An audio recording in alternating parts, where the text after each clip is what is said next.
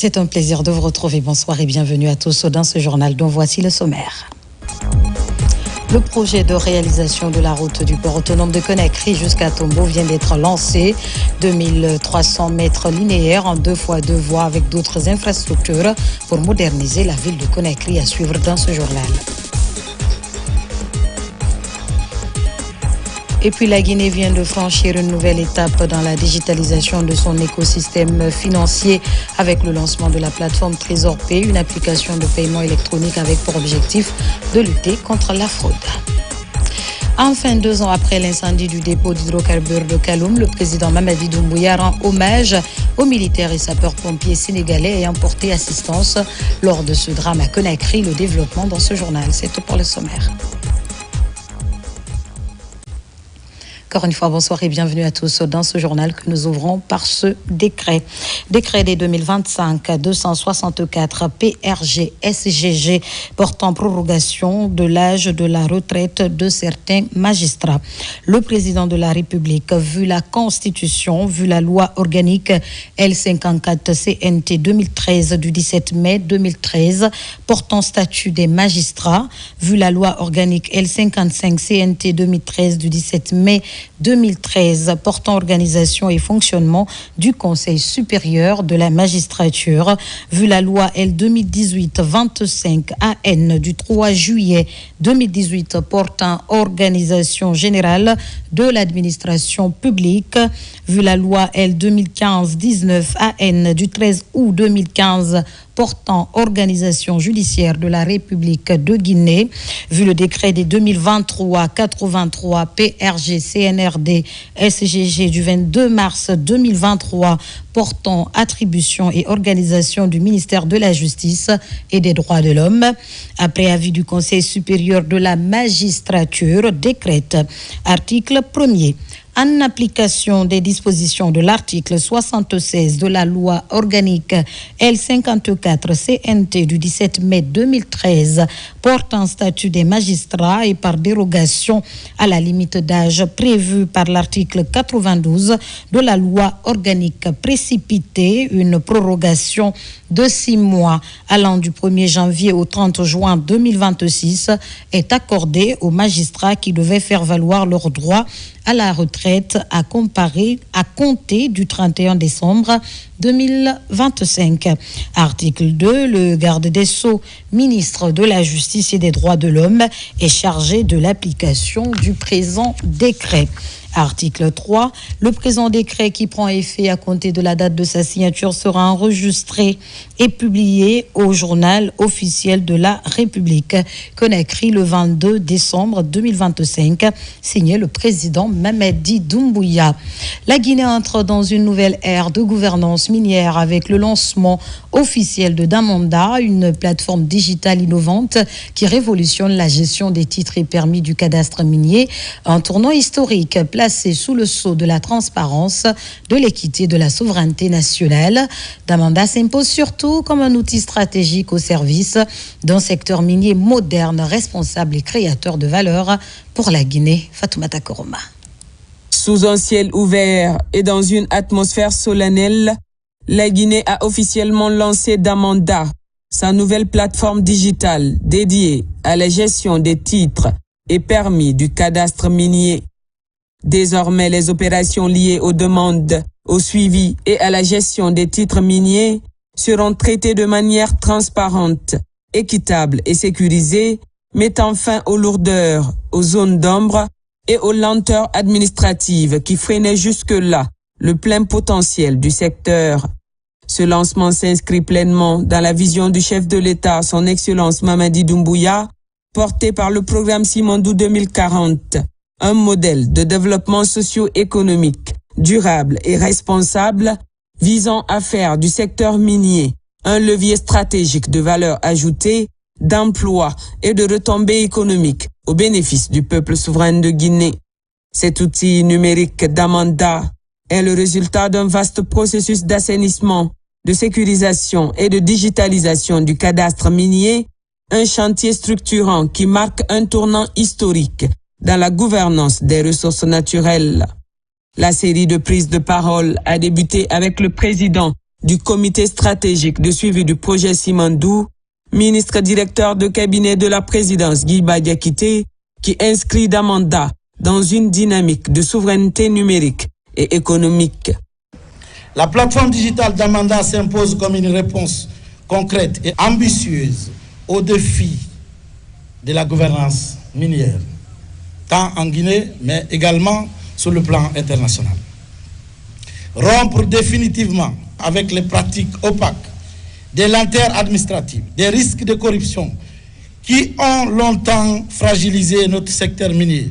Nous devons inscrire notre gouvernance dans la transparence, dans la responsabilité et dans l'efficacité, dans l'intérêt du peuple souverain de Guinée, des partenaires industriels, mais également des intérêts des Guinéens.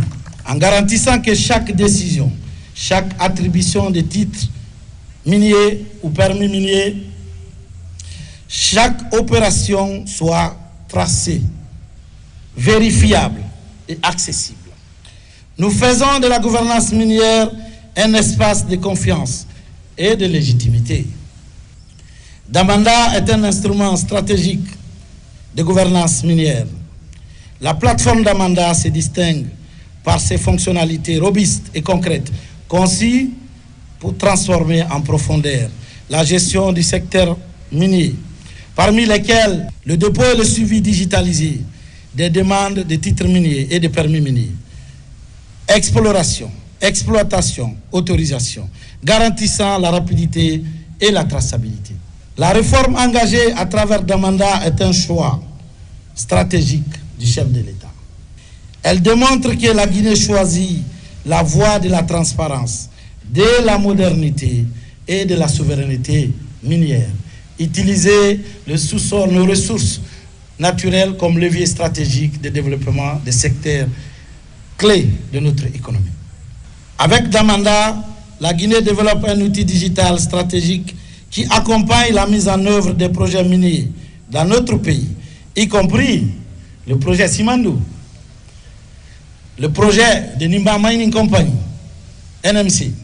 Damanda projette également la Guinée vers l'horizon Simandou 2040, symbole de notre ambition nationale. Après Télémo, un pélé signifiant la confiance, dédié à la gestion des marchés publics, Soneya Ansoussou, qui signifie facilité, chargé d'assurer le suivi en temps réel des dépenses budgétaires, Damanda, qui signifie carrière minière, vient confirmer cette volonté politique ferme de modernisation de l'État. Le choix du nom est en ligne avec notre grande ambition de la valorisation de notre culture, de nos langues, des valeurs de nos ancêtres. Au même titre que la plateforme Télémo pour la gestion des marchés publics en République de Guinée, qui signifie en langue pélé la confiance, la vérité. Ou encore la plateforme Soneya, qui signifie facilité en langue soussou, pour l'exécution du budget de l'État au niveau des services déconcentrés. Nous avons l'ambition d'éduquer nos enfants en ligne avec les valeurs de la République de Guinée. Permettez-moi de souligner que c'est sous l'autorité et l'impulsion de son Excellence, Monsieur le Président de la République, Mamadi Doumbouya, que nous franchissons aujourd'hui cette étape décisive dans la transformation de la gouvernance minière de la République de Guinée. Avec le lancement de la plateforme digitale Damanda, nous inscrivons notre action dans la continuité de la vision stratégique nationale en matière de gouvernance minière. Une gouvernance fondée sur la transparence, la responsabilité et l'efficacité avec une intelligence collective au service exclusif du peuple souverain de Guinée. Et en cohérence avec les ambitions du programme de développement socio-économique, durable et responsable, Simandou 2040. Puis le ministre des Mines et de la Géologie, Bouna Sylla, a rappelé les immenses ressources naturelles dont regorge la Guinée, tout en soulignant la volonté du chef de l'État de les transformer en prospérité partagée au service du développement national. Aujourd'hui, encore, je dirais, nous écrivons une nouvelle page de l'histoire minière de notre pays. Le lancement de la plateforme digitale du cadastre minier d'Amanda n'est pas seulement un progrès technologique. C'est un acte politique fort, un symbole de notre volonté de bâtir une gouvernance minière moderne, transparente, au service du peuple de Guinée. La Guinée est dotée d'immenses ressources naturelles par la nature, je dirais par le bon Dieu. Avec plus de 40 milliards de tonnes de bauxite, 20 milliards de tonnes de minerais de fer, plus de 700 tonnes d'or, du diamant, des métaux de base, et j'en passe. Notre pays a l'obligation, pour ce faire, de transformer ce potentiel minéralogique, cette richesse, qui est souvent appelée scandale géologique, pour transformer ce scandale géologique qui était un scandale de la pauvreté en un scandale de la prospérité partagée, conformément au programme Simandou 2040, qui est le projet de société de Monsieur le Président de la République. La plateforme d'Amanda est la réponse à ces défis. Pour les investisseurs d'abord, 1. Il assure un accès équitable aux opportunités. 2. L'efficacité et rapidité de traitement des demandes. 3. Amélioration du climat des affaires. 4. Conformité avec les normes les plus élevées, notamment celles de l'ITIE, l'Initiative pour la transparence dans les industries extractives, l'IGF, l'Intergouvernemental Forum de l'OCDE, Organisation pour la coopération et le développement économique. Pour l'administration minière, 1. Il s'agira du renforcement de la redevabilité, de la gestion numérisée des titres, l'optimisation du suivi, la fluidité de prise de décision, la traçabilité des opérations administratives, la transparence dans l'octroi, le renouvellement et le retrait des titres miniers. Pour le ministre de l'Économie et des Finances, Mourana Souma, Damanda permettra d'améliorer substantiellement la mobilisation des recettes minières au profit de l'économie nationale. Damanda est une avancée importante qui va nous permettre, sur le leadership du président, M. Mamadi Doumbouya, de donner une autre dimension évoluer à la gestion des titres et permis miniers. Une gestion aujourd'hui sans l'automatisation d'un cadastre très important n'en est pas une. Et la Guinée est aujourd'hui, on le sait, depuis un potentiel minier, il y a des bauxites, il y a le fer, il y a aussi d'autres ressources minières et qui doivent en tout cas permettre une gestion adaptée pour non seulement avoir l'impact en termes de revenus que l'État peut tirer, en termes de revenus que les collectivités doivent bénéficier et en termes aussi de développement d'un écosystème d'entreprises connexes qui vont ici communiquer aussi avec le monde minier. Du côté des entrepreneurs guinéens, l'enthousiasme est palpable. Ils saluent un outil innovant et salvateur qui leur offre enfin la possibilité de suivre en temps réel leurs demandes dans un cadre clair, sécurisé et équitable. C'est un soulagement pour les entrepreneurs aujourd'hui de pouvoir avoir une plateforme où ils sont libres d'aller soumissionner pour obtenir des permis et pouvoir suivre leurs procédures et savoir à chaque moment où se trouve leur dossier, à quel stade se trouve leur dossier. Et cette transparence aujourd'hui, c'est vraiment quelque chose de très bien pour les entrepreneurs. Et j'espère que à partir de maintenant, les entrepreneurs guinéens vont s'engager aussi, surtout à être des exploitants, pas que des sous-traitants, parce que justement aujourd'hui, l'État a fait en sorte que tous les Guinéens puissent aujourd'hui être protégés et qu'ils puissent être priorisés sur ce genre d'activité-là. Donc j'appellerai à tous les entrepreneurs guinéens, c'est seulement de s'engager beaucoup plus et d'être ceux qui saisissent ces opportunités-là dans notre pays. C'est une innovation et je pense que c'est un rôle réalisé du côté du gouvernement. Mais ce qui est à noter, c'est que c'est important pour nous en tant qu'entreprise parce que désormais, nous allons directement passer à cette plateforme pour demander notre besoin de permis minier et de suivre en temps réel où est-ce que se trouve l'évolution de l'approbation de nos permis miniers et quels sont les différents types de permis aussi avec le potentiel de ces permis que je pense avec le cadastre qui va nous montrer toutes ces informations. C'est salutaire et au-delà de tout ça, je pense que le gouvernement conduit par Monsieur le Président de la République est en train de montrer un visage de ce pays où désormais les entreprises, surtout locales que nous sommes, nous voyons cette visibilité parce que il faut le dire qu'il y avait un souci dans le cadre de visibilité en termes de l'évolution de l'acquisition de ces permis. On voit le changement qui est en train de pointer à l'horizon. J'ai été vraiment touché de l'audace, le courage et cette révolution qu'on avait besoin partout en Afrique. Et je vois aujourd'hui en Guinée, le président a pris le devant et le courage de pouvoir nettoyer ce cadastre afin de donner cette transparence, mais aussi le contrôle du pays sur ses ressources naturelles. Quand le ministre Djeba m'a parlé il y a 2 ans, je ne voyais pas comment il allait y arriver. Comme on le sait, les mines, il y a beaucoup d'intérêts qu'on voit, des intérêts qu'on ne voit pas, comme on a dit, les intérêts cachés. Et parfois c'est très difficile de créer cet ordre qu'on a besoin sur ça. Et 2 ans passés, ils l'ont réalisé, c'est fait. Comme le ministre Djeba aime dire, que l'algorithme nous a amené sur ça, de voir qu'avec beaucoup de travail qu'ils ont fait, et j'espère, en tant qu'Africain, panafricain, ça va inspirer le reste de l'Afrique de pouvoir faire ce qu'on a vu ici aujourd'hui. Je vais partir très inspiré que notre continent est en marche et la Guinée est en marche. Damanda, c'est le moment précis où la Guinée décide que ses richesses ne se gèrent plus dans l'ombre, mais à la lumière du jour. Un clic remplace l'attente, la traçabilité remplace l'incertitude, la règle commune remplace le privilège. Derrière chaque dossier suivi en temps réel, il y a un entrepreneur qui avance, un État qui se renforce et une nation qui choisit de faire confiance à ses propres outils. Damanda, c'est fait.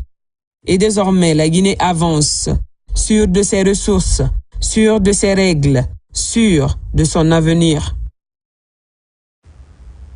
Au sud-est du pays, dans la région forestière, la volonté du gouvernement guinéen à mettre fin au conflit entre agriculteurs et éleveurs se matérialise. Le 19 décembre dernier, le ministre de l'Élevage a procédé à la pose de la première pierre des travaux d'aménagement et d'installation des espaces pastoraux dans les localités de Fumbadou et de Bola. La réalisation de cette zone pastorale de 1950 hectares représente la première partie des travaux d'un site de 3000 hectares situé entre Fumbadou et Bola. La cérémonie de lancement des travaux a été présidée par le ministre secrétaire général de la présidence de la République, adjudant-chef Aboubakar Kamano, correspondant de la presse militaire. Dans la région administrative des Erekore au sud-est du pays, les conflits entre agriculteurs et éleveurs sont récurrents et rendent difficile leur cohabitation. Préoccupé par cette problématique, le gouvernement guinéen s'active et apporte des solutions adéquates à la situation. Conformément aux recommandations du président de la République, M. Mamadi Doumbouya, le ministère de l'Élevage, sous le leadership du ministre Félix Lama, lance les travaux d'aménagement et d'installation de 1950 hectares des espaces pastoraux dans les zones de conflit entre agriculteurs et éleveurs. Cette première zone de pâturage moderne est située à cheval entre Fumbadou dans la préfecture de Lola et Bola dans la préfecture de Beila. Il y a plus d'une vingtaine d'années, les populations vivent dans une instabilité sociale à cause des conflits éleveurs-agriculteurs.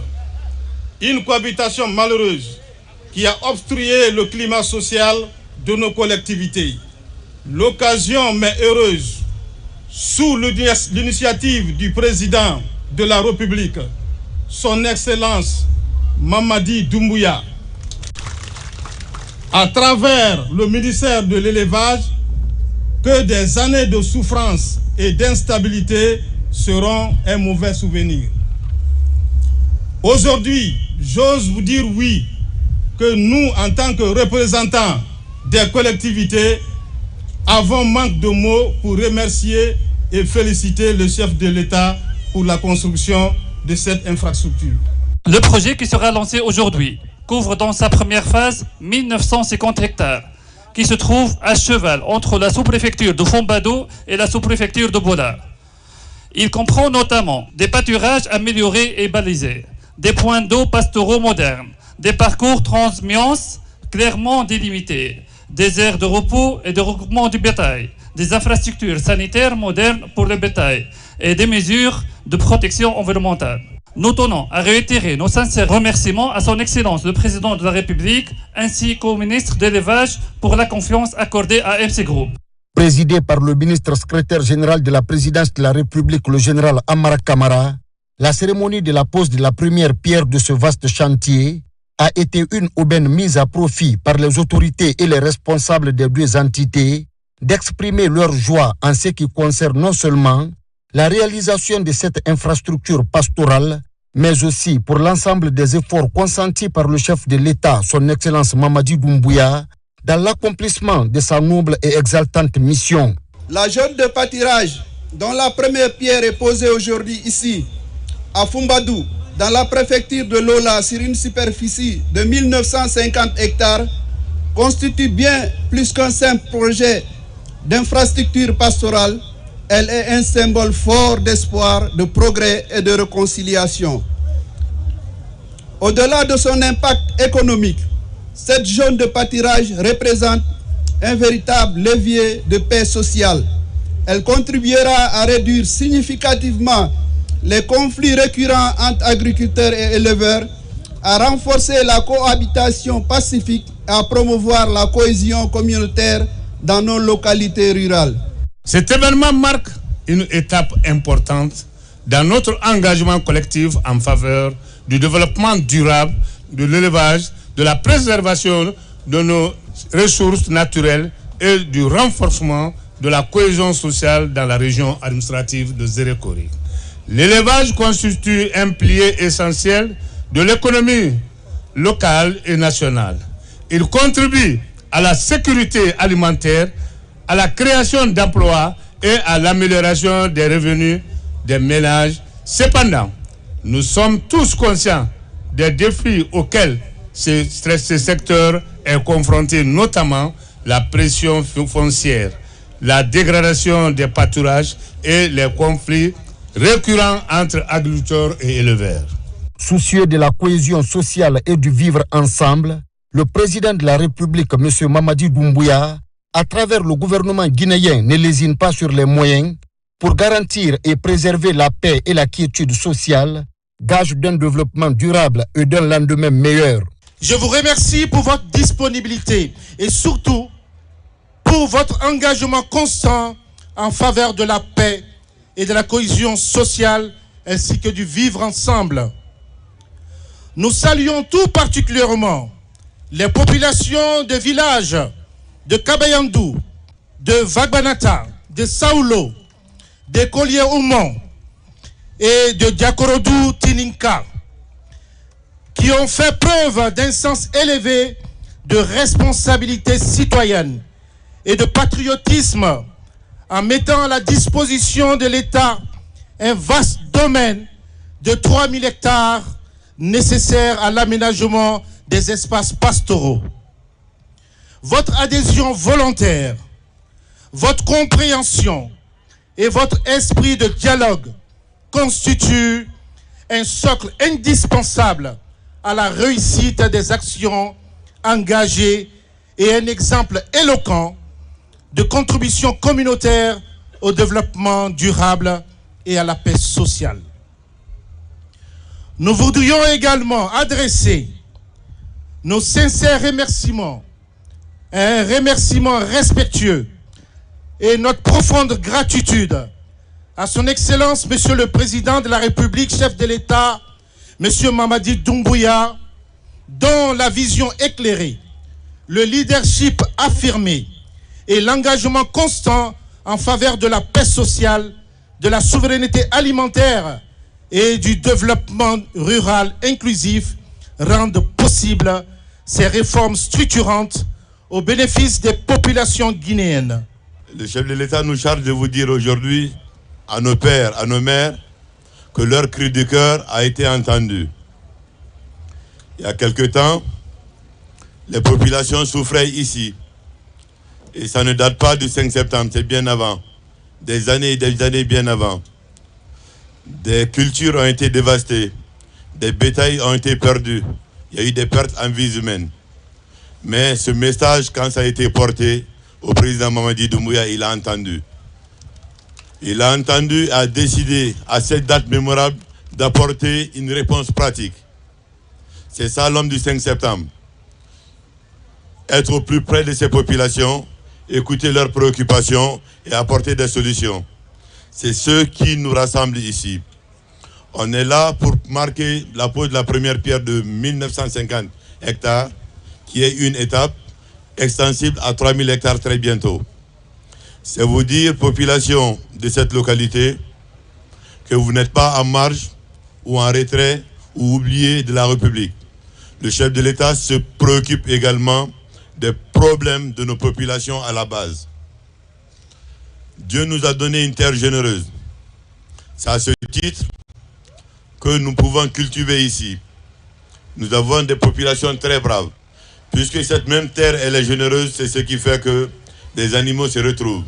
Si on ne trouve pas la solution à la cohabitation des deux, il va de soi qu'il va avoir perte. Et ces pertes-là, c'est ce que le chef de l'État a décidé dès à présent de minimiser. Merci au chef de l'État. Cela n'a pas été possible également sans votre implication. Je vais saluer les populations de ces localités qui ont tout donné. Ils se sont mis à la disposition du ministre. On veut aussi saluer l'engagement profond de toutes les autorités administratives sur place, mais aussi des forces de défense et de sécurité qui ont tout donné pour la réussite de cette première phase. Les travaux d'aménagement et d'installation des parcs pastoraux sur toute l'étendue du territoire national afin de pallier les sempiternels conflits entre agriculteurs et éleveurs en Guinée est une préoccupation majeure pour l'État guinéen et un défi à relever par le département en charge de l'élevage. Dans l'actualité encore, le projet de réalisation de la route du port autonome jusqu'à Tombo est lancé par le ministre de l'Urbanisme et de l'Habitat. 2300 mètres linéaires en 2x2 voies avec d'autres infrastructures pour moderniser la ville de Conakry. Le lancement officiel a fait l'objet d'une cérémonie. Aboubakar Junior Camara, Aboubakar Mara. Le projet de construction et d'aménagement en 2x2 voies, l'avenue du port jusqu'à Tombo, est lancé ce lundi par le ministre de l'Urbanisme, de l'Habitat, de l'Aménagement du territoire chargé de la récupération des domaines spoliés de l'État. Un projet innovant qui tient compte de plusieurs projets annexes, notamment les cafétérias, les parkings modernes et autres embellissements de la ville. Ce n'est pas seulement un projet de construction de routes, mais c'est également un projet de construction de d'autres infrastructures connexes.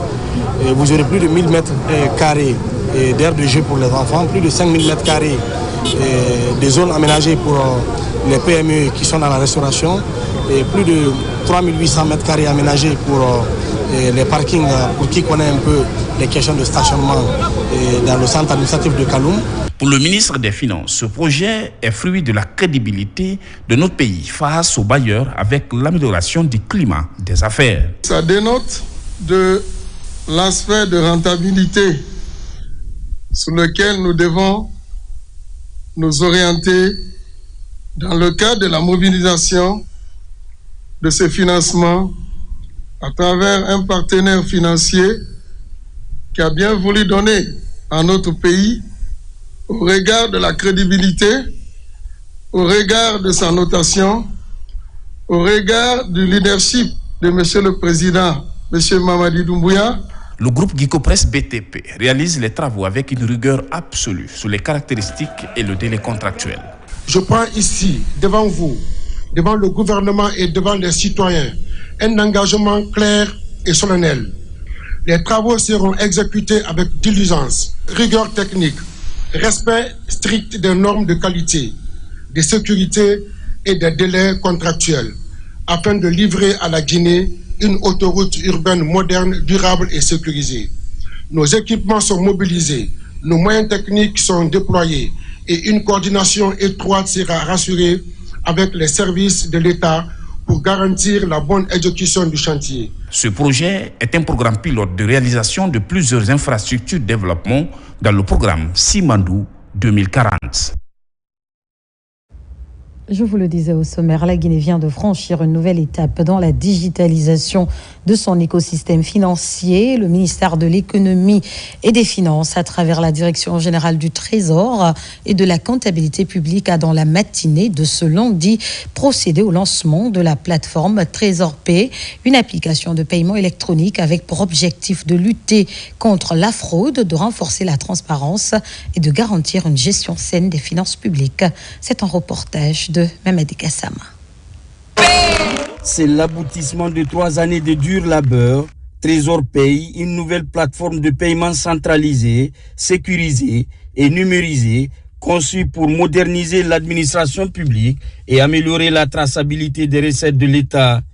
Grâce à cette application, les paiements effectués au profit du Trésor public pourront être suivis en temps réel, réduisant ainsi les risques de détournement et de fraude. En plus des circuits classiques de règlement des droits, le Trésor offre une solution digitale pour faciliter à l'usager la possibilité, de façon simple, sécurisée et instantanée, d'effectuer le paiement des redevances et autres frais administratifs dus à l'État. Dans un pays où le taux d'inclusion financière demeure encore faible, Trésor Pay se présente comme une solution innovante. Elle vise à rapprocher l'administration des contribuables à travers l'accès aux services publics et simplifie également les procédures de paiement. Pour nous, acteurs de l'écosystème financier numérique, Trésor Pay représente un levier majeur. Nous invitons tous les citoyens et les entreprises à s'approprier cet outil du progrès. Le lancement de cette application traduit la volonté des autorités à bâtir un système financier plus transparent, plus fiable et plus sécurisé au service d'une économie nationale forte. Ça veut dire c'est une révolution d'ensemble et qui va impacter et le mécanisme de collecte qui va impacter également la quantité ou la masse de recettes à collecter. Cela est très important. Je fais juste un parallèle avec la Côte d'Ivoire. La Côte d'Ivoire a eu en 2 ans à peu près 10% de ce qu'ils avaient, 2 ans en arrière. Donc, ça veut dire que nous nous attendons à avoir un niveau d'encaissement de recettes sécurisé, protégé et qui vont tomber dans les caisses de l'État. Avec Trésor Pay, la Guinée entend accélérer sa transition numérique et renforcer la confiance entre État et citoyens dans un contexte marqué par des réformes structurelles.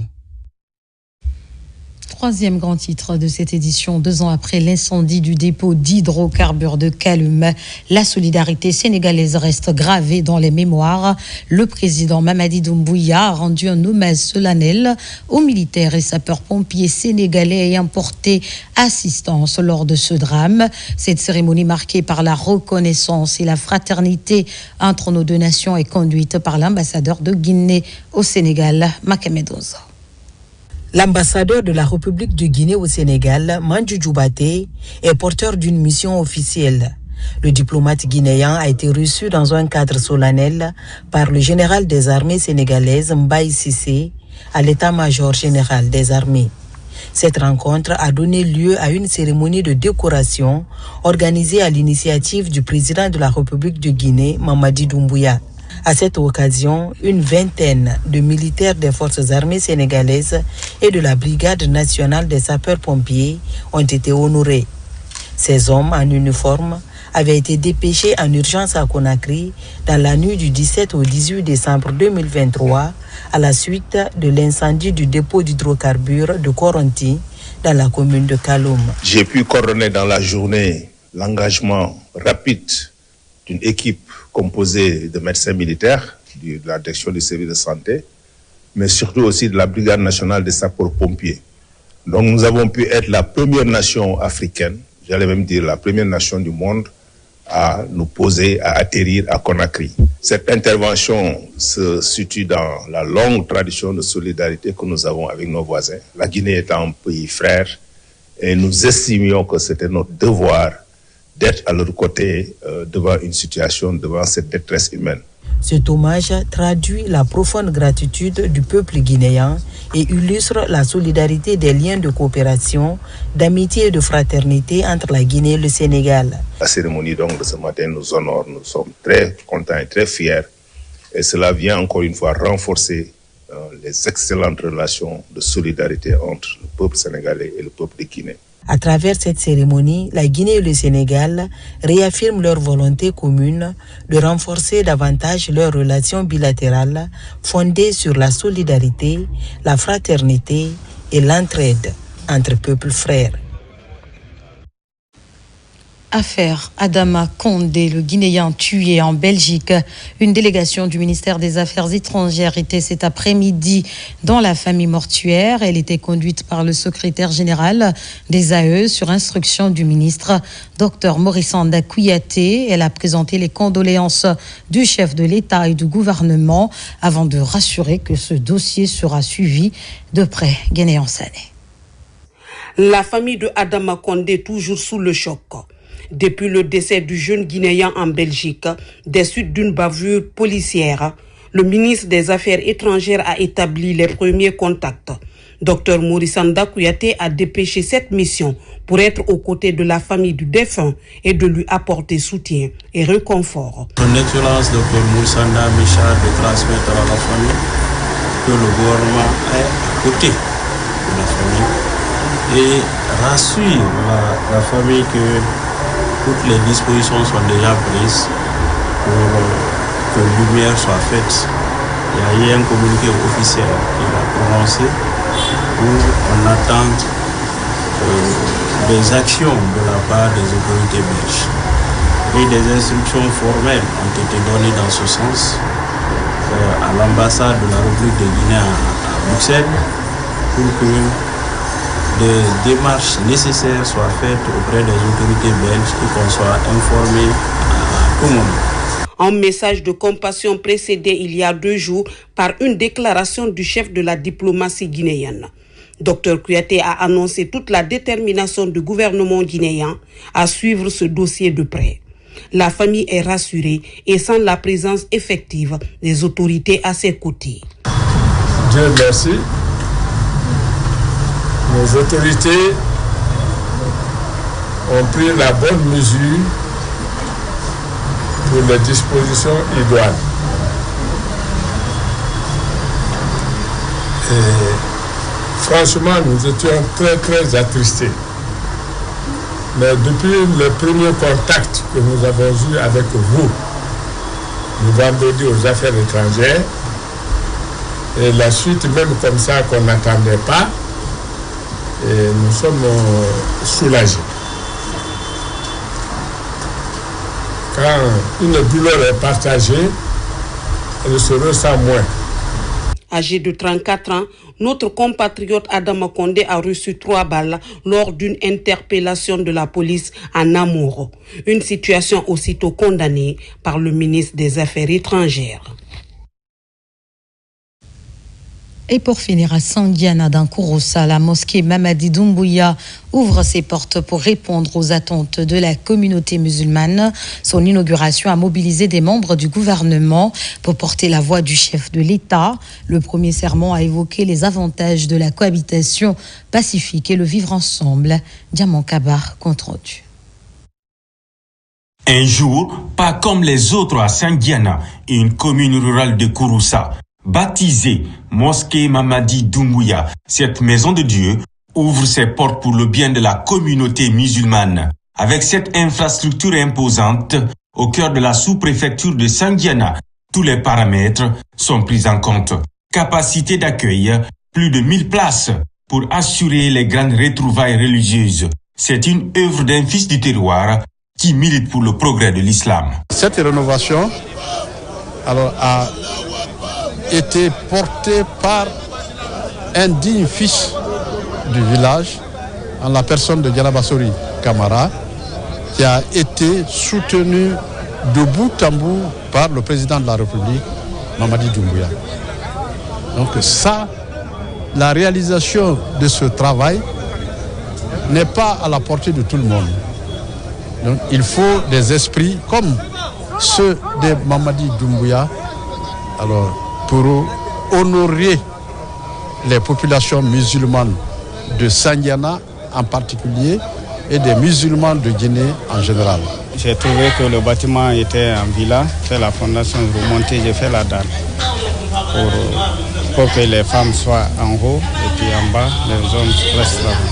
Je n'ai pas fait tomber tout le bâtiment, mais j'ai apporté beaucoup de modifications sur le bâtiment. En ce vendredi saint, le premier sermon est tenu par le ministre, secrétaire général des Affaires religieuses, pour ouvrir la page de la bonne cohabitation pacifique pour que règne la stabilité avant, pendant et après la présidentielle du 28 décembre 2025. Je suis venu au nom de son Excellence, Monsieur le Président de la République, le chef de l'État, Excellence Mamadi Doumbouya. Il m'a chargé de venir participer à l'inauguration de cette grande mosquée bâtie et réalisée par la vaillante population de Sandiana. Je vais venir exprimer ce mot de remerciement et sa satisfaction. Aussi, j'ai profité de l'occasion d'appeler tout le peuple de Guinée à cultiver la paix, du rassemblement, de vivre ensemble. Pour avoir mis en service cette nouvelle mosquée qui accroît significativement le nombre d'édifices religieux à la portée de la communauté musulmane de Kouroussa, l'actuel directeur national de la police est à l'honneur pour son engagement patriotique. À la fin de la prière, des bénédictions sont formulées pour le progrès du pays et la réussite du projet d'émergence de la Guinée, défendu à plus d'un titre par le président de la République, Mamadi Doumbouya. À présent, ce communiqué de la Caisse nationale de sécurité sociale, la Caisse nationale de sécurité sociale, la CNSS, porte à la connaissance de l'ensemble de ses pensionnés que le versement des pensions de retraite et de réversion au titre de l'échéance de janvier 2026 sera anticipé au mardi 23 décembre 2025. À cet effet, tous les bénéficiaires percevront le montant de leur pension dès le mardi 23 décembre 2025 à partir de 8 heures à travers les moyens de perception habituels, à savoir le virement bancaire, la téléphonie mobile. Cette mesure vise à permettre aux pensionnés de disposer de leur pension sociale à l'approche des fêtes de fin d'année. Les équipes de la Caisse nationale de sécurité sociale demeurent pleinement mobilisées et restent disponibles pour toute information complémentaire. La Caisse nationale de sécurité sociale invite par ailleurs les pensionnés à accorder une attention particulière à la présente information. Conakry, le 22 décembre 2025, signé Bakary Silla, le directeur général. C'est la fin de ce journal. Merci de votre fidélité à l'RTG. L'actualité se poursuit sur nos antennes. Guinée, notre paradis, terre de richesse, d'opportunités et d'innovation. Bonsoir.